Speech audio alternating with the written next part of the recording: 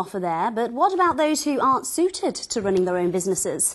A small number who leave the forces fail to find any work at all, and the results can be drastic. A homeless charity based in Salisbury has just opened its fourth hostel for ex-servicemen in the south. Ben Moore has spent the day there and he joins me in the studio now. Ben, how big a problem is this? Well, Amy, figures can be hard to come by, but a survey by the National Audit Office suggests that around 5% of soldiers leaving the army describe themselves as homeless. They're mainly young and of junior rank. For some, it's just a brief blip. For others, it's more serious. A Salisbury charity called Employability has joined up with Help for Heroes to offer more support to veterans who have fallen on hard times and need extra help to get back on their feet. Demand for their services is rising. Since 2009, they've helped 115 soldiers who've had no one else to turn to. And today, they opened their fourth home in the south, this time in Fareham.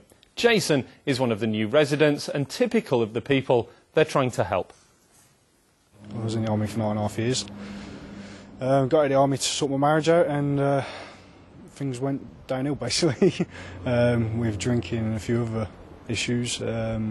It's a very big culture shock, and I'm still trying to adjust to being in civilian life. I probably never will, really. Jason, like the other 33 residents of Alabari houses, is turning his life around. He's already getting job interviews.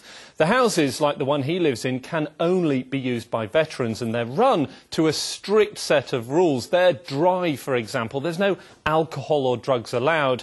The charity works as it provides the structure many ex-personnel miss.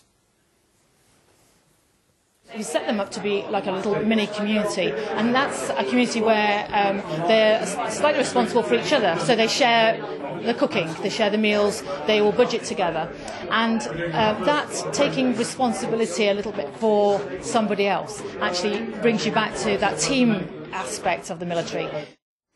Charities who help former service personnel have to help with every aspect of life: relationships, debt, stress, finding work. Earlier, I spoke to a careers consultant who told me that as well as overcoming personal demons, many find employers unwilling to hire them in a recession. It's a tough labour market, and dare I say it, for a number of them, do they have the necessary transferable skills which enable that transition? If you take somebody who's not quite ready for the job, you have to invest in them, and in today's competitive environment, that costs the business and clearly undermines profitability.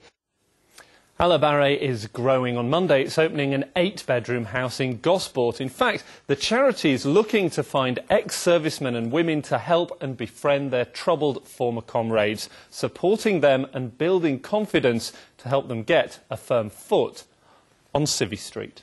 Amy. Ben, thank you. Next this evening, police